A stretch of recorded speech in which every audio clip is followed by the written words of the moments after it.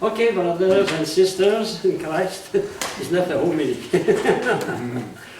But now we have to go to the next paragraph, cognition or knowledge. Cognosco, and then cognosco in Latin. So we have cognosco, nosco is to know, con with, connaissance. Con, in French, it's interesting, c'est connaître. Naître is to be born with. Beautiful. To know, translation is to be born with. So that means when I know something, I have a new existence. When I see a kangaroo for the first time, I have a new existence as a kangaroo. I am a kangaroo in my mind because I have the form of a kangaroo. So we try to explain tonight what is knowledge and cognition in general. By the way, in English, you have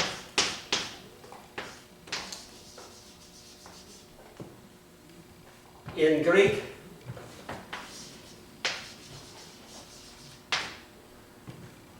interesting, huh? The same root probably comes from the Sanskrit. Huh? Ko, must go. No, knowing. Common root, huh? Connaissance. That is curiosity.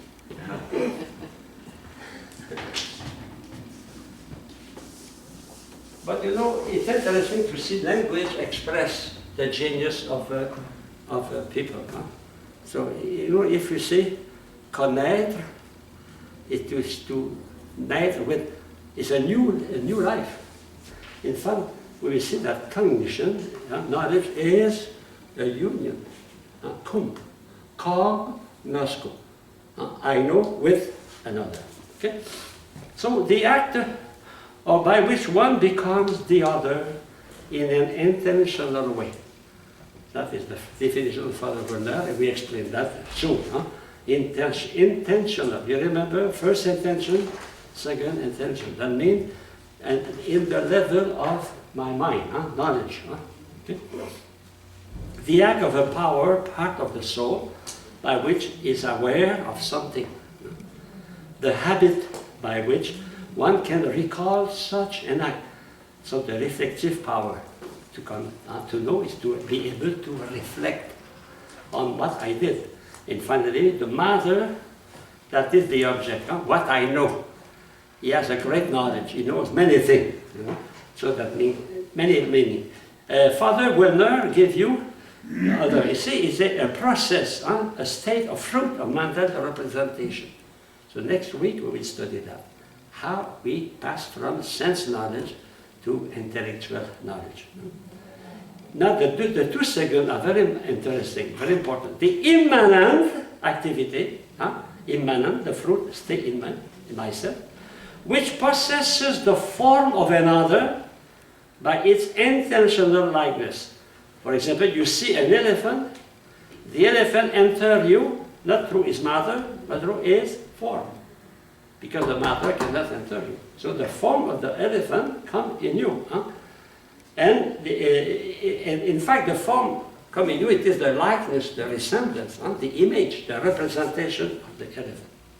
Second, any act, whether or sensation, imagination, apprehension, reasoning, in which there is an intentional union of the knower with the known. The same idea as before, intentional union. That means in my knowledge, the level of intention here means level of knowledge, not ethics, knowledge. Okay? Jolivet proposed another definition. Knowledge is a vital operation. A vital, don't mean two things. What are the characteristics of life? Spontaneity and immanence. And you must master that absolutely. Spontaneity and immanence. Which makes an object present to sense or intellect. The object is present. For example, I see a lion in Cameroon. Now I think I represent the lion. The lion is present to me. That is knowledge. I know the lion. Memory is knowledge. Imagination is knowledge. All that are knowledge. In rational psychology, knowledge is studied from the point of view of it being a life activity. So what is the characteristic of life activity? Spontaneity and immanence. So our knowledge is spontaneous. How we produce knowledge, that is the object of next week. And it is immanent, the fruit stays in how we saw that. Immanence and spontaneity. Huh?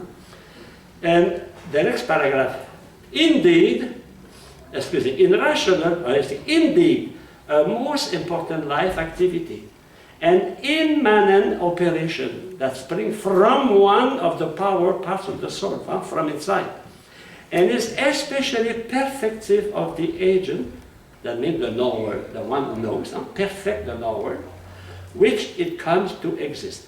That means that when that form come to me, perfect the one who knows, perfect the one who knows. When I see something, I go, for example, to the zoo, I see an animal, a panda, for example, for the first time, I discover that, so immediately I have something new. And that new thing, the panda, become to exist for me. There is a new existence in my mind. The panda was not there, now the panda is there. I give you an example. I live in Cameroon. It had happened 2 times. I met that kind of snake, about long like that. You see the snake is brown, is like that.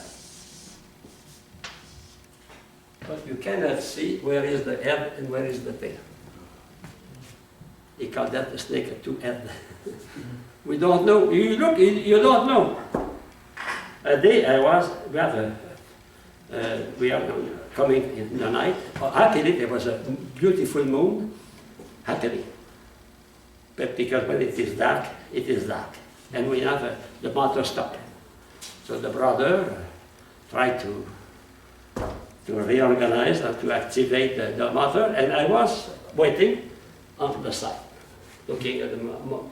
And suddenly I watched on the road. The road was made with earth, and I saw a trace,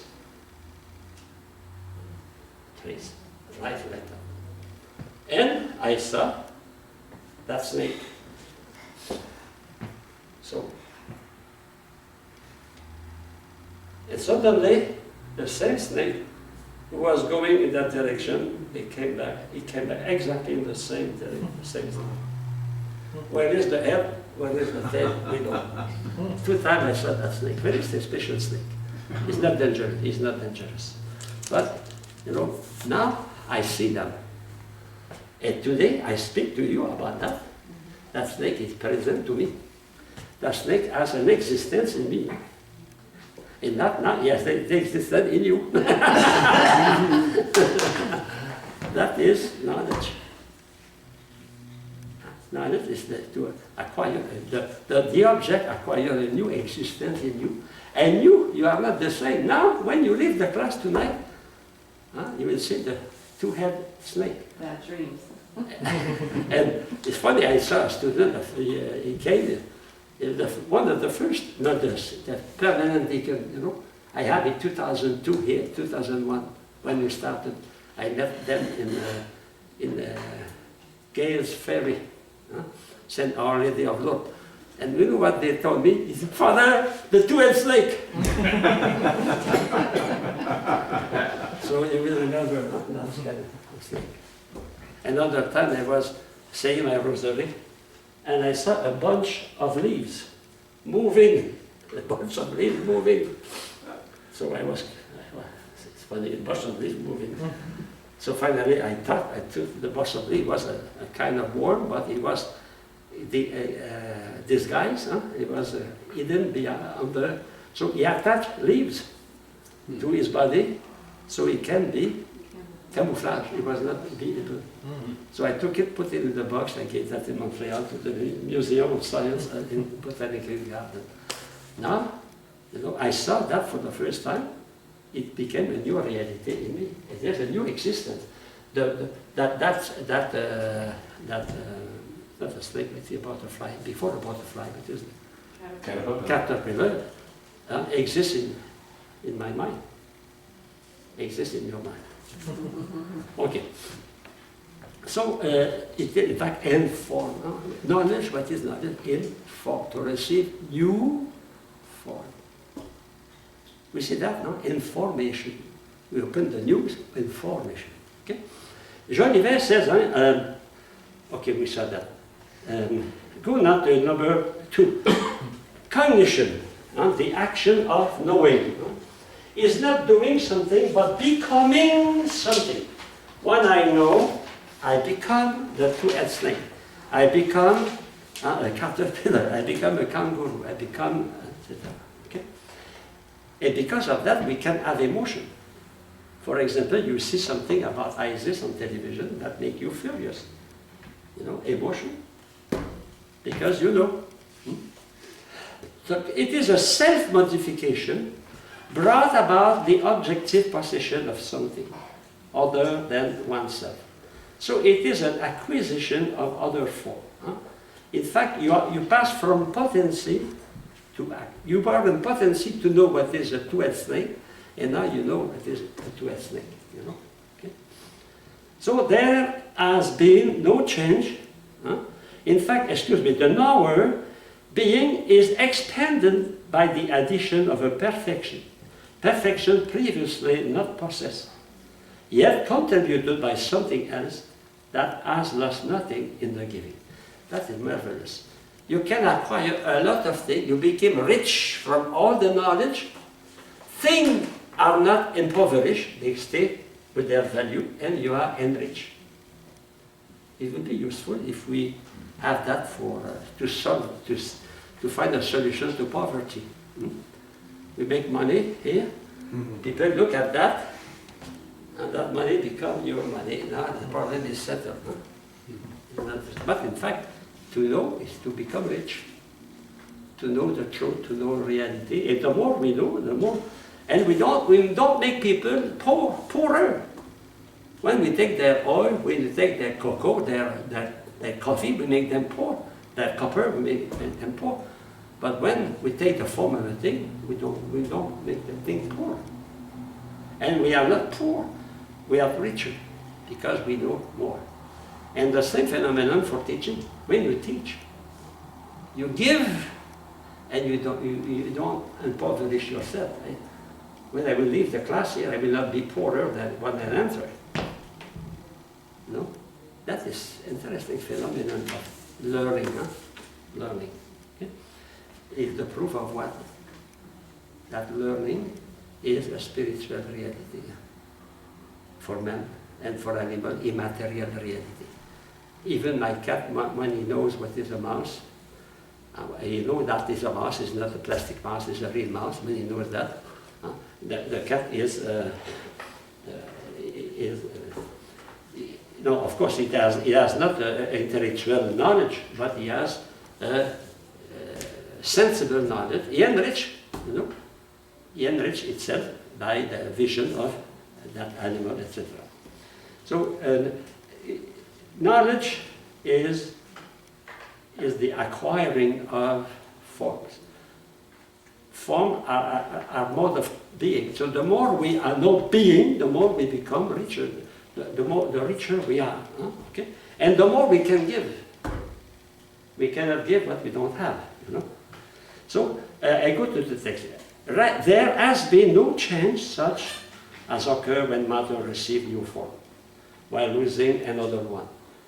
Like water, cold become hot. I lose nothing when I am known and when I know. For example, when you know me, I did not diminish. I stayed the same. But I was enriched by you, and you were enriched by me. Okay? Rather, form is self-perfection as a new perfection added to it. In fact, I have a form, my intellect, all that is a form, my soul, and I can be enriched with the form of others. So the material thing don't enter directly in my mind, but they enter through their form. and the form is immaterial. And the condition to do is immateriality. The form of the desk is not material, it is immaterial, because it is known through your mind. You put a cat here, it does not know there is a desk. You know it is a desk because you find what is immaterial, that material reality. The form is not the matter. Huh? The form is different, the matter. Therefore, the form is not matter, the form is immaterial. It is the reason why the form can be known by our intellect, or can be known by our senses. The color, the form of a thing come to me, like it come to your cat. That is it is immaterial but sensible. And when we know what we do, we take that immaterial image and we make it totally detached from everything. It becomes spiritual. In fact, our concepts are spiritual. Okay, we'll come on that next week. So, you know, the phenomenon of knowledge is a phenomenon of assimilation and growth. We spoke about that, huh? The characteristic of life, assimilation and growth.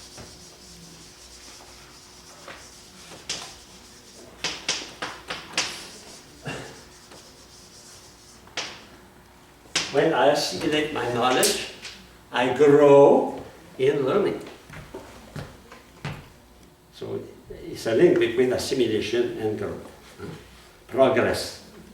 Unlike the process by which a stone is eaten, receiving the form of heat from another, or wax is imprinted by the seal, receiving the shape of the seal, the form, sensible form or intellectual, received in a knowledge, in a knowledge act is undetectable in the knower and known to be present only in the one knowing.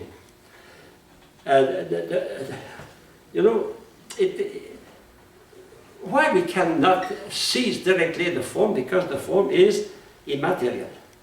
To understand that, I will give an example. You have a tree. Okay, a tree. And you look at the tree. Your eye. Okay? So we enter and you see the tree here. When you see the tree, how do you see the tree? Through that here. On your retina. If you don't see, if your retina does not function, you cannot see. So you see the tree through an image of the tree. You see? You see the tree. We don't see the tree directly. You see, yeah, the tree is there. You can say that. Why? Because your retina is functioning and the image of the tree is on your retina. Because of that, you can see the tree through that image. So it is the same in our knowledge. We see thing through the form. I know what is a thing through the form of the thing. What enters me is not the tree itself, it's not the elephant itself, it is the form of the elephant, and that form is present here. And what I know, can you see that? Can you know that? No. You know the tree through that. In fact, you see the tree through that. My sister lost sight 2 months ago. In a few days she became blind, totally blind. She is not able to see because if you reach in my eye here is the third of my eye is dead. So I cannot see. For example, I see nothing here. Okay? Why? Because a part of my image is not. I see things through that image, through form. I see the thing because I receive the form of it. I know the thing through their form. to their resemblance. We see that next week. Huh? Okay. So what has entered me, it is the form of the thing. And I know the thing through the form. It is so true that the thing can disappear. Huh? The elephant is not here, and you can see the elephant. You see the elephant through the form of elephant you acquire.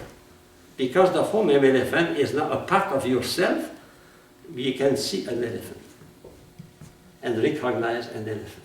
Well, for the moment, let us, next week we'll see exactly what is the mechanism of knowledge. For the moment, it is only a kind of appetite. Huh? But what is important, we receive the form and we know through the form. So what happens? Knowledge is an intentional union. Huh?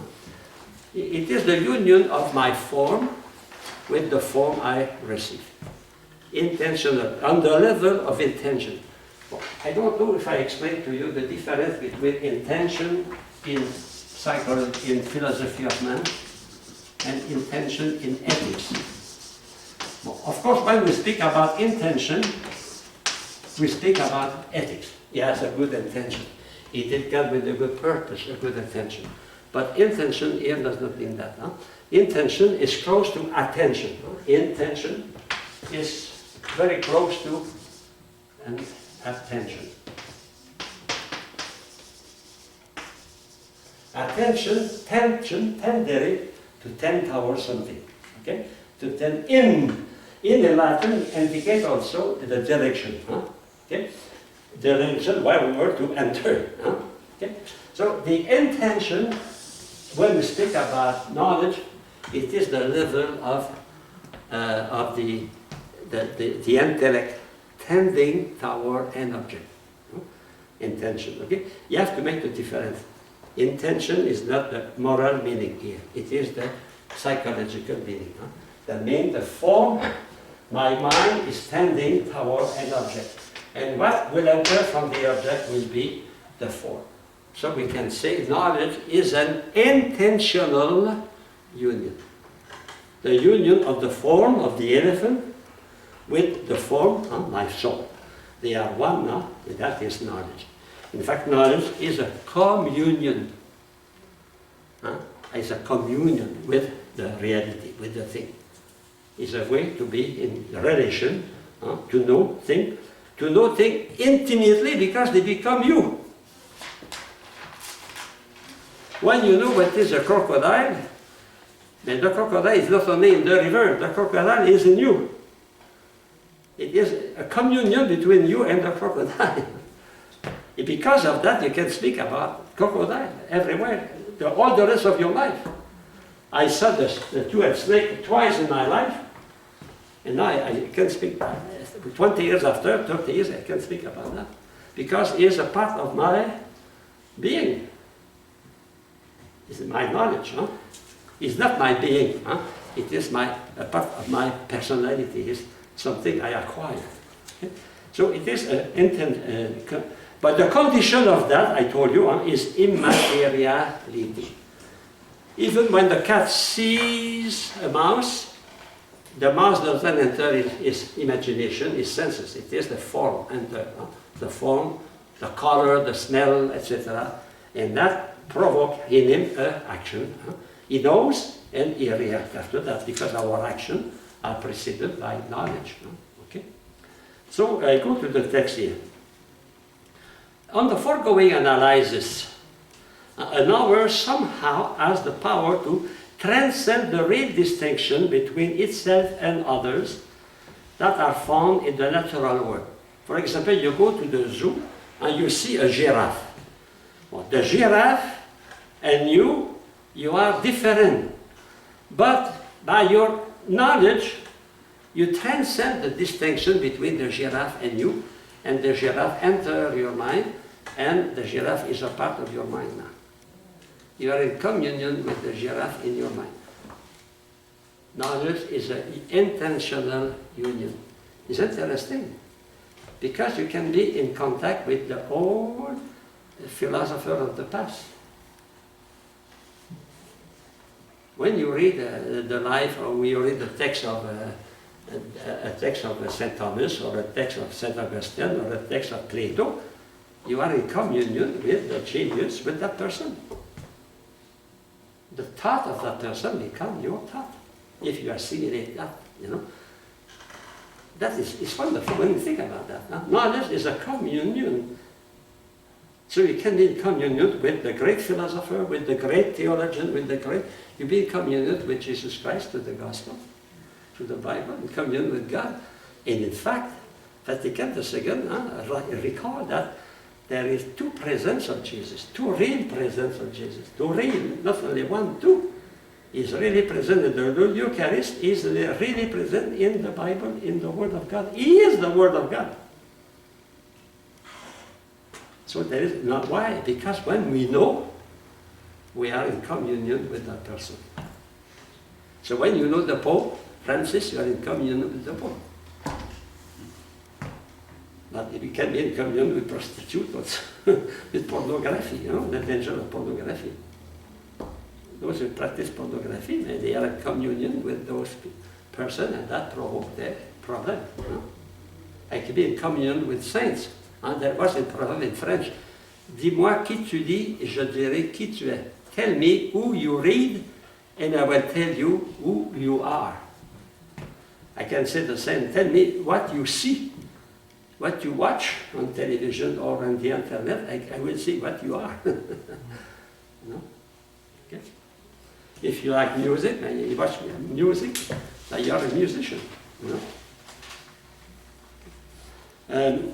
The theory of knowledge is very, very important. Why? Because when you study the nature of Jesus Christ, for example, or you study the Christology, and when you see what is Jesus, Jesus is the Word of God. So if I listen to the Word of God, He comes to me. We are one with one another. So the communion is not only the Holy Eucharist, the communion is also when you read the Gospel, the Bible. You are in communion with God. Like we can be in communion also with God through the nature, contemplative the nature, we can be in communion with, because you see, like you are in communion with someone when you look at the beautiful painting, you go to Paris, you see the painting of Mona Lisa, well, oh, when you are in communion with Leonardo da Vinci, you never saw. But through that, you are in communion. So that knowledge is very deep inside here. Huh? Knowledge is communion. In intentional union. That can be very good, it can be very dangerous also. Because if the communion is with evil thing, of course, the consequence will be the evil action. If the communion is with good object, the action will be good, you know. In fact, knowledge and action, knowledge and ethics, they go together. It is the root of publicity also. What is publicity? They want you to be in communion with the best soap, with the best beer. Yeah, it's true. So they give you the beer, you see. Huh? They make you yawn. That beer enters your mind. And while you are thirsty, Heidegger. Huh? Or Budweiser. Coca-Cola. And that is not innocent that they publish it, because if they know one knowledge, we identify with the product. I give you an example. Maybe I told that in the other class. My brother had two girls, two daughters. One at that time, one maybe 4, the other 6.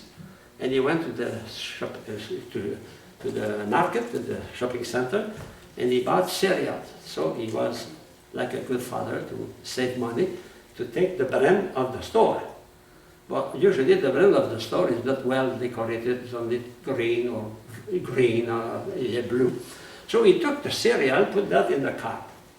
And my nieces, my father, he said, Father, Dad, we will not eat that. My brother said, why? Because they are not advertised on television. That's it. Imagine they are not advertised, they are not good. And they work on that. So, you know, all the time, don't forget, we are assimilating what we know. And those things become what we are. And they make us act after that. So if, you know, when we spoke about pornography, we can speak also positively about the life of saints. Saint Ignatius of Loyola, he was changed because he had the knowledge of the life of saints. And that changed his mind, changed his life. Okay? Immateriality is the root principle of knowledge and intelligibility. In fact, we cannot know anything if we cannot have a certain degree of a detachment of matter. That means the form must not be totally immersed in the matter. The form, it is a real form, it is intelligible. Every form is intelligible. That means is able to be known not only through senses, but only through intellect. And the fact a thing is a being can be known by the intellect. So now, what is intentionality? I already explained that to you. So in the cognitive way, by way of similarity to the thing known, as a sign of the form of the thing known. In fact, interpretation, the word expressing similarity, interpretation is similarity, similar. What is similar? Image, or likeness, likeness. All those things are expressing the same idea. We will come back on that. Similarity. So there is a form, the form, in fact it is the form of the thing, come in my mind, and that form now is present to me.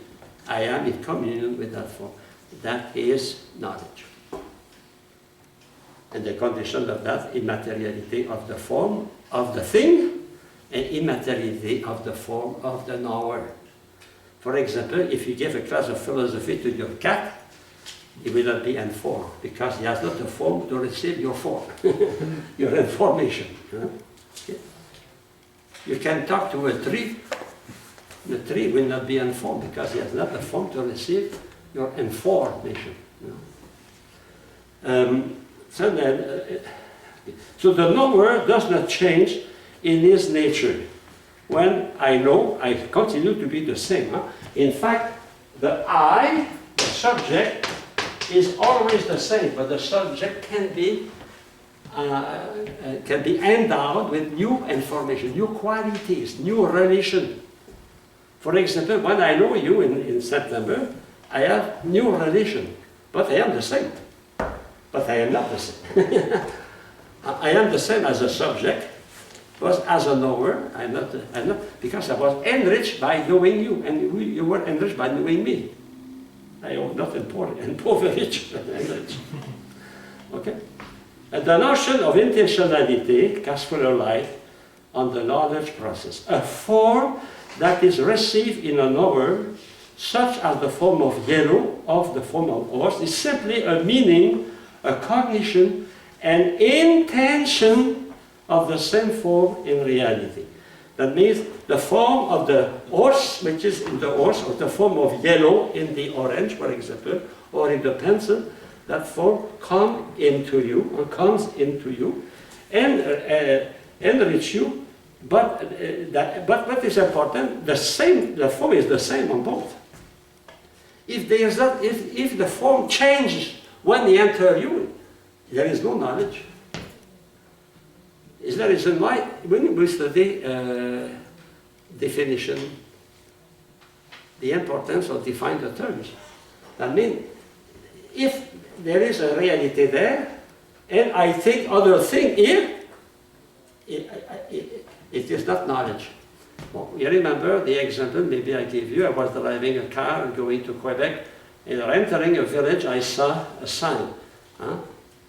And when I became a saint, I drive 3 miles per hour, And it was in fact it was how do we say, a big sign, huh? A board. Billboard. Huh? Billboard. Yeah, with a police car with a red cherry. Okay, so the form, in fact, the form in winter was not the same. I interpreted that. I took as a reality what wasn't the reality. So there is possibility of error. But the real knowledge, it is one, the form I have here in my mind corresponds to the form of the reality. Okay? We study that when we study, for example, the error of senses. Huh? For example, you have a glass of water here, you put a rule. In fact, you don't see the rule like that, you see the rule like that. You know? So that is the form. But if you say the stick is broken, the form you have does not correspond to the real form. In fact, you have to use your intellect to redress the. In fact, the form must be the same, otherwise there is no. That is the problem of when you talk with a person and you don't say exactly the same thing. Use the same words, but you don't say the same thing. An example of that in French is also in English. When we say that la table est mise, the table is set up. Okay? But in French there are two meanings. The table is set up, that means that they took the table and they put that on the floor. The other meaning is all the plate, the spoon, everything is there. You know? So before a feast, you say, is the table set up? Oh yes, yes. For one, it is the table was taken for the attic and put on the. And the other, the idea is to put. You say, no, it's not. Yes, no, yes. Define what is. Set the table. You know, that means the form. If there is not correspondence, we don't know the same form. We have equivocal term. Huh? We saw that in logic. Huh? Okay, I go next page. Rather, such an intentionally received form better referred to as a species, something through which, remember my eye is something through which the physical existing form is rendered, as it were, clear to one knowing it. So here the word species in Latin means image, okay? Species means image. So don't be afraid when you see the word species, think about image. That comes from the word spatially, that means to see. Huh? Spectacle, aspect in English, aspect, to see. Huh? So a species here does not mean the characteristic of animals. If you go to Merriam-Webster, it's the third meaning. The third meaning is that meaning here. Huh? That means the appearance of a thing, the species of a thing. Okay? Continue. So the form that is intentional being in the knower is therefore a likeness, a similitude, a physical form, likeness, similitude,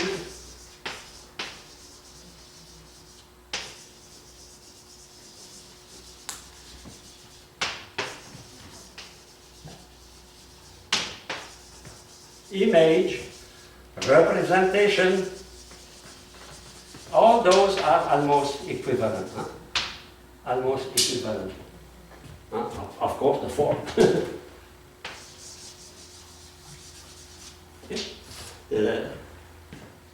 Thus, through the intentionally received form as a similitude or intention of physically existing form, the latter comes to be known. So it is this sense that the concept is the likeness of intelligible species. Well, here I have to.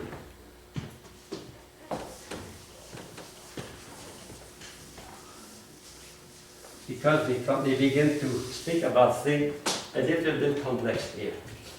About a species. The species can be, or the image, when we know, or the form when we know, can be expressed in 4 ways. In 4 ways. Okay? So, when we know, we have sensible knowledge,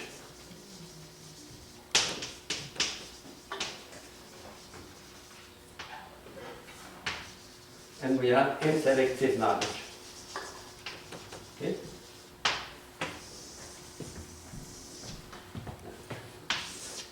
And to know, we saw that it is to receive the form of a thing, detached from the thing, detached or abstract, detached, sensible first, and that form come to my mind.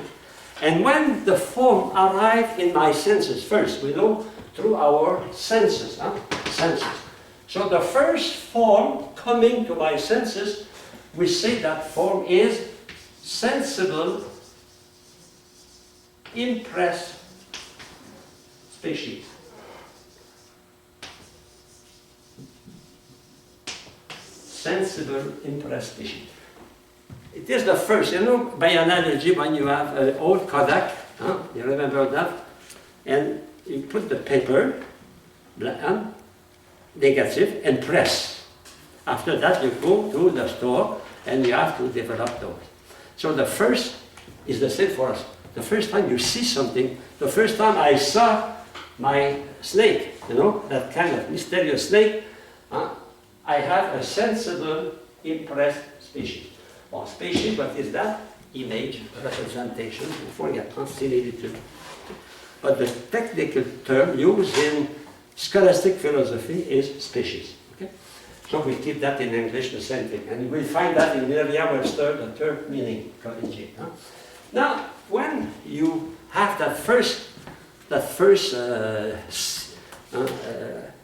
impression of the snake in your mind, or the cat or the panda, you can after that go home, you say, hey, I saw a special snake, and you can describe the snake.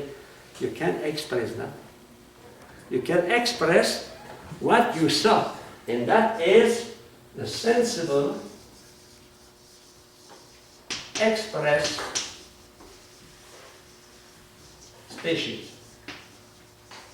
It is what we call the phantasm. The same thing. The phantasm, in fact, it is the image, it is the symbolism, the representation. Representation. That means you make present what you saw in the past. Representation of that. And that is phantasm. And that phantasm is singular. It is this state. This state. It is singular and it is sensible. It was brown. It was about 2-3 feet long. So you can represent that. You can write that on the paper. You can put the image. Okay? That is the sensible, expressed species. And that is a phantasm. That is the higher level of sense knowledge. The higher level. Sense knowledge. It is from that phantasm, your cat, for example, can use it for the future. I give you an example of my dog. I have a dog, his name was Nani. I told that to you. Nani. Remember? No? He was totally black. Totally black, except on the mouth. Here, you have a triangle, white. All the rest was black except his clergyman ear. Clergy dog. He had a, it's funny, it was black, black, black, but here he has a triangle, a white triangle. Very special. Perfect for a seminary. So Nani, sometimes he was not always obedient. So he was forbidden to enter the kitchen, to enter the refectory. The door was all the time open, but the dog don't enter. Sometimes he has a weakness, so he enters, and sometimes some piece of meat disappears. So when I arrived as soon as saw me, I entered the refectory, I took the newspaper, around the newspaper. As soon as saw me with my newspaper, he was the head on the floor, waiting for the chastisement. you know that chastisement, huh? When you want to punish a dog, you take newspaper and don't touch him, touch the floor. Yeah, each time you touch the floor, that provoke in his ear irritation, horrible. So, the first time, whew, after that, he has the phantasm. When he saw me with the newspaper, he was all ready to receive. I did not have that possibility to use the phantasm for the future to prevent. Is the reason why our squirrel today, what they are doing, they are putting aside acorn, nuts. Okay? And the black bear is eating a lot to have a good reserve for the winter. So they prepare. But man is able to do better than that. He is able to take that phantasm, which represents a material object here, a kangaroo, for example, and from that material object, which is singular and sensible, to arrive to produce something which is abstract and universal. That means above time and space. Because a concept, it is universal. So, I don't want to explain today how we pass from the sensible knowledge of phantasm to the intellectual knowledge. We say that next week. But what I want to tell you, that when we pass that knowledge, because we are studying tonight the cognition, any kind of cognition, sensible or intellectual. So when we illuminate the phantasm here, when we abstract the phantasm, we have not this dog, not this kangaroo, but any kind of dog, any kind of kangaroo. So the first time we understand what is a two-headed snake, what is a kangaroo, what is a colossal, etc., we have an intelligible, impressed species. What is the difference?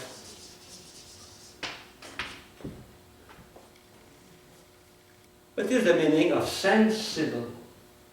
Able to be known by my senses. What is the meaning of intelligible? Able to be known by my intellect. So when we know the first time I understand. You remember when you studied geometry? And after half an hour,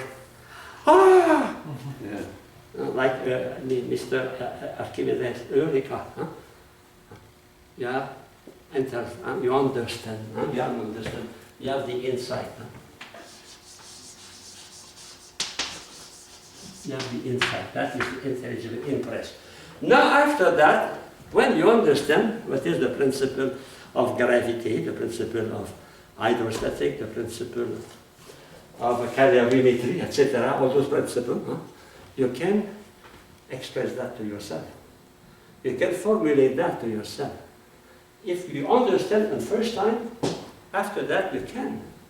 For example, if you understand what is hydrostatic, and you arrive to the examination, and the question is, explain what is the principle of hydrostatic, you are able to write something. Why?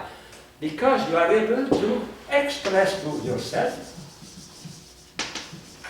what you know here. So you have a representation, intelligible representation, able to express. And that is the concept or the idea. And that idea, excuse me, I will write that here, not excuse me. To be logical, I want that concept. So the concept is the intelligible representation of the reality. Here, the phantasm is the sensible representation of the reality. I represent the farm of my father, my uncle. When I was 6 years old, I have that there. I see that, you know. That is a phantasm. Now I have the idea what is a farm. I go to Russia, I go to Hungary, I go to Africa. I see that is a farm. It's not a church, it's not a school, it is a farm. You know, I have the universal concept. The concept is no more singular. This farm is no more red. It is abstract, detached from individual character. It is applicable to every. That is the concept or idea. So next week, what will be our study is to explain how we can pass from the phantasm to here. The passage from the sensible knowledge to the intellectual knowledge. And that is the most important question in the whole philosophy. Because all the rest depend on that. All the current in philosophy depend on the way we are related to the world, the way we know the world. We know the reality. The rest depend on that. Okay? I go to next page. So different ways in which international speeches are received. So they can be received in sensation or in intellection. It is exactly what I explained here on the board. And if you understand that, it's a good step. In fact, you know, it's not too difficult. Why? Because to be able to express something, first we must know what is that. And we know what is that when it is impressed. For example, I know what is a two-headed snake when I receive the sensation and I impress my senses, in my internal senses. I have a sensible impression of that. Coming back home, I can say, or I can say today after 35 years or 25 years, I can say, you know, a snake is like that, you know. I can express that, not only to myself, but to others. In fact, what is the rest here, I cannot write, but here it is the word. We express that through word, through word, verbal expression. So the next page, it is a synthesis of what we study. It is from Monsieur Roger Verneau. He's a French Monsieur, he was a teacher, Catholic University in Paris. His book is Philosophy of the Law, Philosophy of Man. It's excellent, but I can affirm with total humility and truth that the book of Father Reichmann is much better. Because Father Reichmann is up to date with science. When you read the book, you see he refers to biology, he refers to paleontology, he refers to other philosophers, etc. That book is very, very good. I taught that in French many years. But Father Reichmann is the best for me. But I discussed with another teacher and she told me, oh no, there is another better. You know, it is relativism. But I repeat, if I can send you, if you want, I can send you my note in the Philosophy of Man, if you want to read that. It's a very good, I think. Not because I wrote that, no, I did not write it. Only make the interpretation of what is the book of Father Reichmann. It is, for me, excellent. And if you master that, it is useful for your theology. Very useful, because what we studied, philosophy of man, will be taken, used in theology, in ethics. You cannot understand, you cannot have an idea, because we cannot understand the mysteries of faith. But you have an idea, human person of Christ, mystery of incarnation, Holy Trinity, you catch all those things if you don't know philosophy of man. Because we know spiritual reality through analogy. In our analogy comes from our own experience. And the best experience we have is our personal experience as a human person. So if ever, you are not obliged, it's a suggestion. No? Sometimes students ask me what book I can read to complete, I suggest that book. No? You can find that on the Philosophy of the Human Person by Father Reichman. It is a Loyola Press. It's not expensive, I think it was, you buy that? $50. $50. It's very cheap. It's a good book, but the price. I think they sell that to make the book. No, not to make money. Okay, now I go to that text. If you, here we have a real synthesis of what we should know. Huh? Because tonight maybe I spoke on many things, I was a little bit repeating. Here you have the essential. First, knowledge is a vital activity. When we say vital activity, don't remember spontaneous and immanent. Spontaneous and immanent. We must be familiar with that. Okay? It is a reaction of something, somebody to something. In fact, what is it?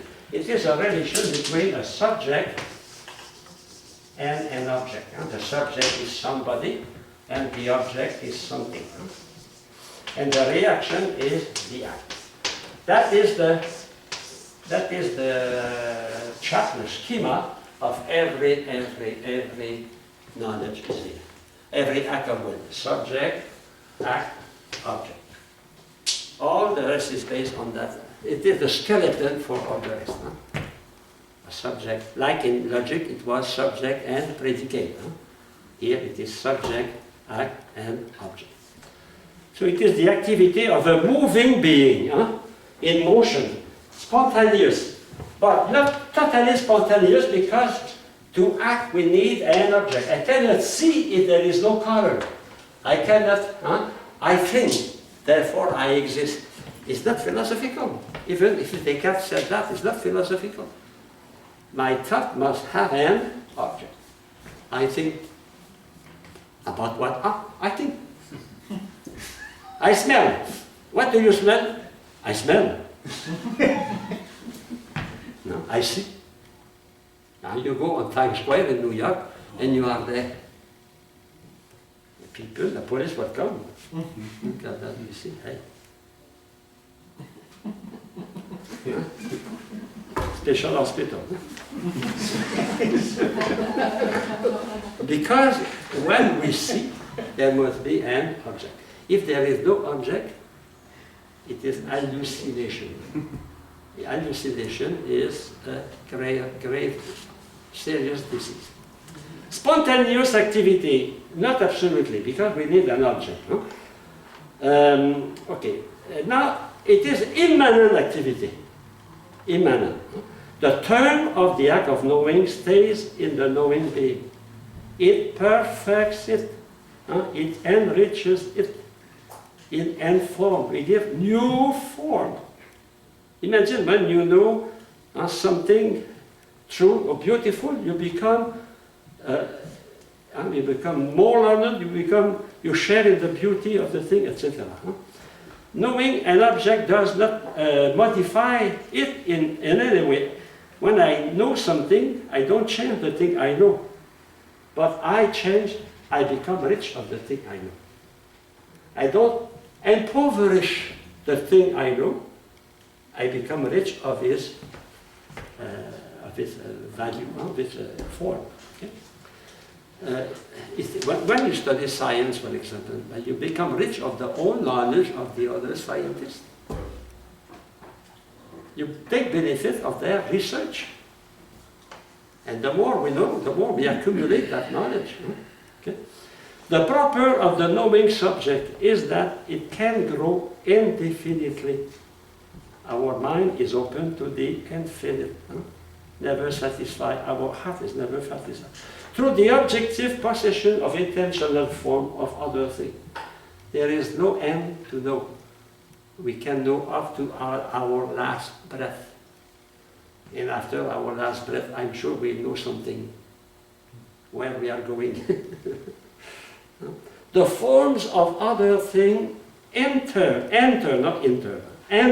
its own substantial form, which assimilate them So the form of thing enter my substantial form on my soul. In my soul, through my intellect, assimilate them and they become myself. So the more you know, the more you become other. You have a communion with the universe. Those who stay in their little village, but they stay there. But if you go to Paris, if you go to Washington, to Moscow, you know better and better the world. You are enriched by the culture of the world, the same for languages. When a living being knows, it receives the form of others, while staying identical to what it is, but become rich of the form of others. No. I remember when I taught, excuse me if I said the same, I said in the other class, I was teaching in the high school in 10th grade, 10th grade last year. And the director of the school was a brother. He said, when he gave the result, the grade to the children, he said, I never heard about someone who confessed of intellectual gluttony. Intellectual gluttony. We have material gluttony. We can eat too much, we can drink too much, but we cannot know too much. There is no limit to knowledge. No limit to knowledge. Fourth, knowledge is a relation between two terms, a subject and object. So relation through the act. So the act of knowing, seeing, touching, will, etc., the act make us in contact, and the subject in relation with the object, and the object in relation with the subject. There is a relation. And there is also, we saw that another place, it is action and passion.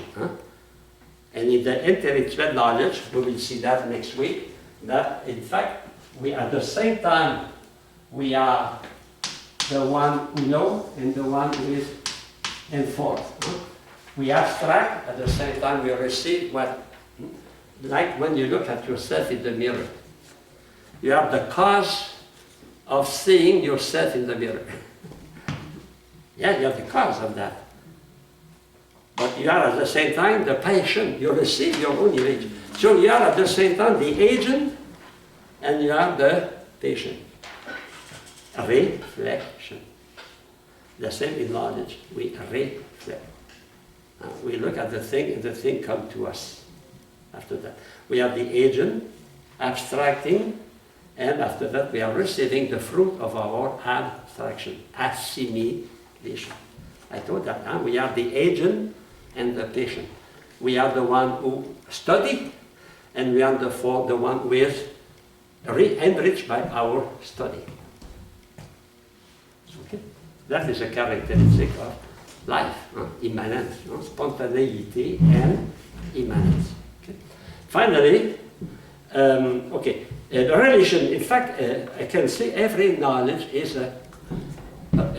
as a dimension of communion, a social dimension, if you want. In fact, why we are sociable? Because we know other. Behind the fact we know other, even if we don't want, we enter in communion with them. For example, maybe we don't want I exist, but we are in communion with I exist. We don't like Hitler, but we are in communion with Hitler. Of course, that provokes another reaction, another emotion. But that emotion is known, we see that soon, is provoked by knowledge. And because the object enters my mind and provokes an emotive reaction. Finally, it is an intentional union, the synthesis between the object and the subject. It is a kind of assimilation. Object known by the subject continue to exist as they are, but they receive in the knowing being a new mode of existence. For example, when I know you, you exist in a new way in my mind.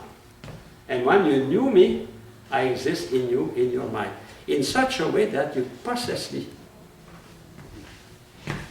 Yes, you can, after the class, speak about me. No. I am possessed by you because you know me.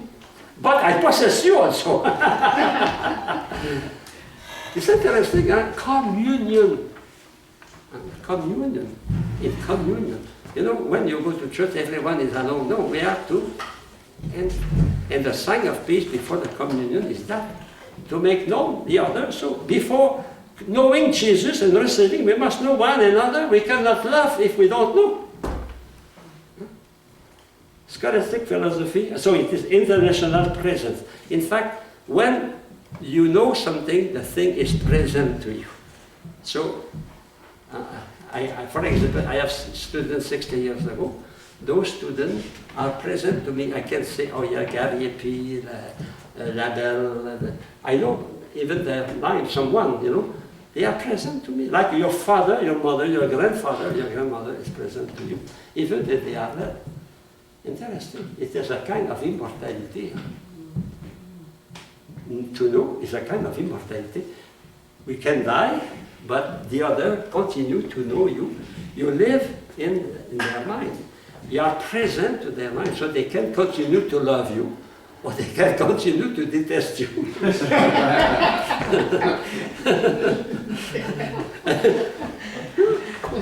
And only to think about something, sometimes we become furious. And the person is dead, but Still matter. and but the worst, we cannot get rid of that.